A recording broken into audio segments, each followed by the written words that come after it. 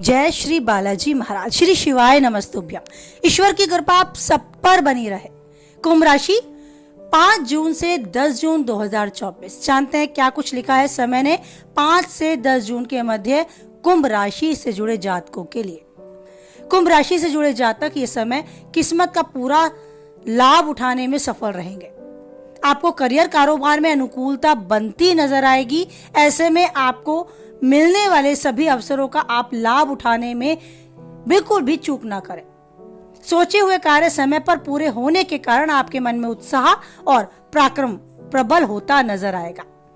आपकी सोच में सकारात्मक वृद्धि होगी और सौभाग्य भी पूरी रूप से आपका साथ देगा।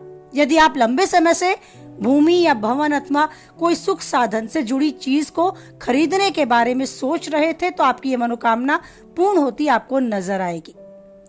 घरेलू महिलाओं के विषय में यानी हाउस मैनेजर के विषय में बात करें तो धार्मिक कार्यों में आपका खूब मन लगेगा। किसी धार्मिक सामाजिक कार्य में शामिल होने का अवसर प्राप्त होगा। अचानक से तीर्थ स्थान पर यात्रा के योग भी बन सकते हैं। व्यवसायियों के लिए बात करें तो मनचाहा लाभ के प्रबल योग हैं। विभिन्न स्रोतों से आमदनी और संचित धन में वृद्धि के योग हैं। जॉब करने वाले लोगों को भी अपनी जॉब से काफी तसल्ली भरी राहत मिलेगी। आप अपनी जॉब से काफी हद तक संतुष्टि का आभास का अनुभव करेंगे। आपके साथ काम करने वाले आपके काम को सराहेंगे। साथ ही आपके अधिकारी भी आपके काम की प्रशंसा करेंगे। आपसे काफी हद तक संतुष्ट आपको नजर आएंगे। रिश्ते नातों की दृष्टि से देखा जाए तो इस समय आपके लिए बहुत ही उत्तम है। आप पर आपके माता पिता की विशेष कृपा होगी, विशेष आशीर्वाद आपको उनका मिलेगा। घर में किसी वरिष्ठ सदस्य की मदद से पैतृक संपत्ति से जुड़े विवाद भी दूर होते नजर आएंगे। किसी प्रिय व्यक्ति से लंबे समय बाद मुलाकात भी संभव है, जिसे आप बहुत राहत भरा समय महसूस करेंगे। आप अपने उस शुभ चिंतक से मिलकर काफी हद तक आनंद और खुशी महसूस करेंगे। बात करें आपके प्रेमी जीवन और वैवाहिक जीवन की। वैवाहिक जीवन सुखमय बना रहेगा। आपका जीवन साथी हर तरीके से भावात्मक रूप से आपके साथ जुड़ाव महसूस करेगा। आप भी उनसे अपने मन तन की चर्चा कर राहत महसूस करेंगे। एक क्वालिटी टाइम अपने जीवन साथी के साथ बिताएंगे। प्रेम संबंधों की बात की जाए तो यदि आप अभी प्रेमी जीवन जी रहे हैं तो आपके प्रेमी के साथ अच्छे संबंध और मजबूत और अच्छे होते आपको नजर आएंगे। आपको ध्यान रखना है केवल और केवल उनकी भावनाओं का। ऐसा ना हो कि आपके भाव आपकी भावनाएं उन पर हावी हो। आपको उनकी भी इच्छा का मान रखना होगा। यदि आप सिंगल लाइफ जी रहे हैं तो हो सकता है किसी मनचाहे व्यक्ति की एंट्री आपकी लाइफ में हो जाए। इस तरह के योग है कि आपके जीवन में किसी प्रेमी का आगमन संभव है। बस आपको जल्दबाजी या उतावलेपन से बचना होगा।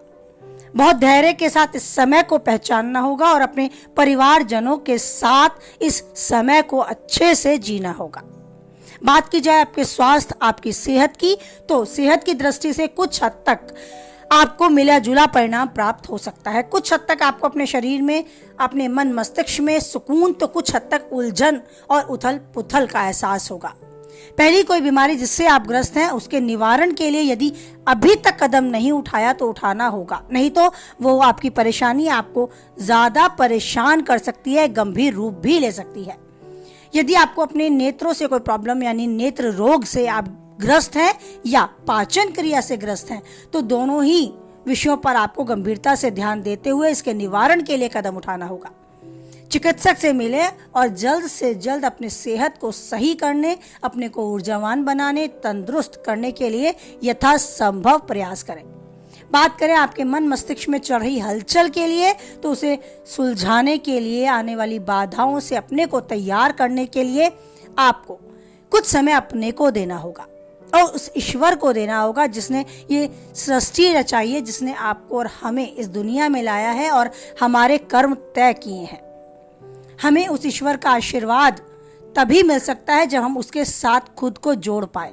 और सबसे आसान तरीका है आप कभी भी कहीं भी अपना मन उनके साथ लगा बैठें। बस अपने आप को एक ऐसे मेडिटेशन की प्रैक्टिस करानी है कि आप उस ईश्वर को याद करें और उनके साथ समय बिताने के लिए खो जाएं।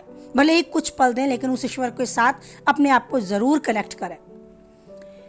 जहां भी हो, जब भी आप एकांत में हो, उस ईश्वर के साथ वार्तालाप करें। मन में चल रही हलचल को उनके साथ शेयर करें।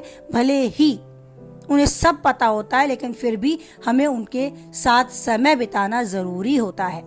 आने वाली बाधाओं के लिए खुद को तैयार करने, अपने आप को ऊर्जावान बनाए रखने और सकारात्मक आवरण के बीच में एक सुकून का आभास पाने के लिए हमें ऐसा करना होता है।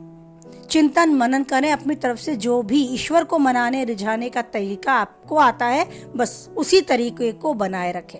भले ही एक छोटा सा कुछ आप करें, गुनगुनाएं, उनका नाम लें, उनका स्मरण करें, उनको देखकर उन्हें निहारते रहें। कुछ भी ऐसा जरूर करें जिससे आपको महसूस हो कि आपके और उनके बीच में यहाँ कोई नहीं है, केवल आप उनके साथ अपने मन की चर्चा करने के लिए स्वतंत्र है और वो भी आपको समय दे रहे हैं। इस तरह का आभास आपको होने लगेगा अगर आप अभ्यास करेंगे। बस यही करें, आप पाएंगे कि जीवन में आप बहुत स्ट्रांग है, मन मस्तिष्क से बहुत मजबूत है और उस ईश्वर के साथ आपका ऐसा कनेक्शन बन गया है कि कोई जाने न जाने, कोई पहचाने न पहचाने, वो ईश्वर आपको भली भांति जानता है। बस अपने मन की उलझन उनके सामने व्यक्त करें। जो उन्होंने दिया है उसे स्वीकार करते हुए उनका कोटि कोटि धन्यवाद करते चले। उन्हें धन्यवाद करें उन सब चीज़ों के लिए जो केवल और केवल आपको खास मानकर उन्होंने आशीर्वाद स्वरूप प्रदान की है। जरा एकांत में याद तो करें उनकी दी हुई सभी चीज़ों को, एक स्वस्थ शरीर, एक स्वस्थ मस्तिष्क को जो उन्होंने आपको प्रदान किया है। बस उनका धन्यवाद करते चलेंगे तो आप देखेंगे कि आपके जीवन में आने वाली बाधाएं स्वतः ही दूर होती जा रही हैं। ईश्वर पर बनाए रखेंगे आप अटूट विश्वास। इसे उम्मीद के साथ वाणी को विराम देते हैं। कुछ हद तक वीडियो से आप सहमत रहते हैं तो प्लीज अपनी सहमति लाइक के द्वारा मुझ तक पहुंचाएं। किसी काम की वीडियो पाते हैं तो शेयर करें और पहली बार चैनल पे बने रहना चाहते हैं तो चैनल को सब्सक्राइब करें। साथ ही नोटिफिकेशन बेल को भी ऑन करें जिससे आने वाली वीडियो की सूचना आप तक पहुंच जाए। एक और छोटा सा उपाय सुनते जाएं जिससे आपके मन मस्तिष्क को राहत मिले और आप खुद को ऊर्जावान पा सकें।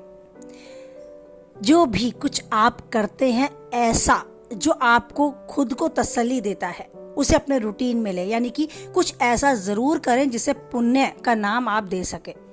किसी गरीब को खाना खिला दें, किसी भिखारी को कुछ दान कर दें, धन या कुछ अन्न या कुछ कपड़े, मतलब जो भी आप सामर्थ्य के अनुसार कर सकते हैं जरूर करें।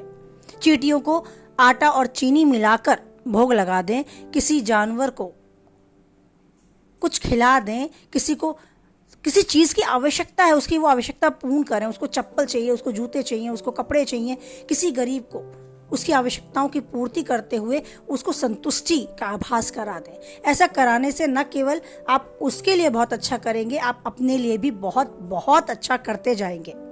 आपके आने वाली बाधाएं स्वतः ही दूर होती आपको नजर आएंगी। साथ ही एक मन मस्तिष्क में सुकून होगा और सबसे जरूरी बात, हमारे द्वारा रात दिन कुछ ना कुछ ऐसा जरूर होता है, कुछ गलत हम कर बैठते हैं जिसका हमें आभास तक नहीं होता। हम चल रहे होते हैं, न जाने कितने कीट पतंगों को हम मार देते हैं। हम खुद घर की सफाई में कितने कीटों का खुद ही नाश कर बैठते हैं।